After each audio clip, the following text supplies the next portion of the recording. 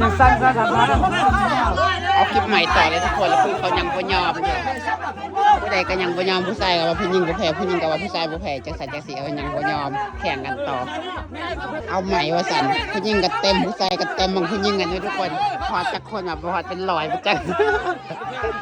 ผู้หญิงระดับ50ผู้ชายระดับ30ว่าซั่นผู้ชายน้อยเดียวผู้หญิงโคตรหลายบนปฏิลาทุกคนอันนี้เต็มแท้ๆผู้ชายก็หลายผู้หญิงก็หลายถ้าเบิ่ง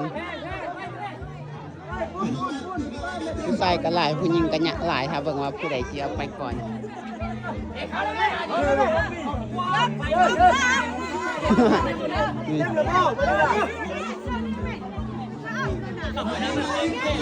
ผู้ชายก็หลายผู้หญิงก็หลาย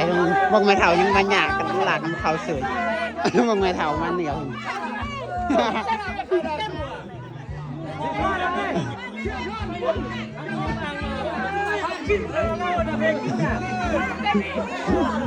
วันนี้ผู้หญิงก็หลายผู้ชายก็หลายเท่าใดบ่ฮู้แต่ว่ามีเท่าใดให้เขาให้หมดว่าซั่นใครจะเป็นอันใครจะอยู่ระหว่างกลางป้าก็ยังบ่ทันได้นับออกไปแล้วนี่ผู้ชายนี่ผู้ชายขึ้นสูงโพดเลยยิงห่างไปเลยโอ้ผู้ชายมันจะเสือกบาดอยู่หัวผู้ชายผู้หญิงคือตะมดนะผู้ชายสาวในเดียวนี่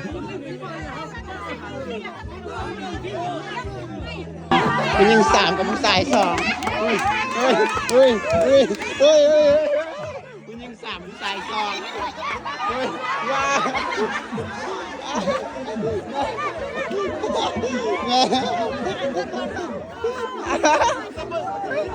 ผู้หญิง3ผู้ชาย2อะไรทุกคนผู้หญิง3ผู้ชาย2บอกผู้ใดที่ชนะทำแบบนี้ว้าว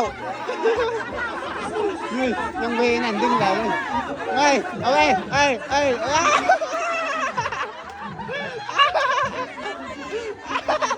ยกันลง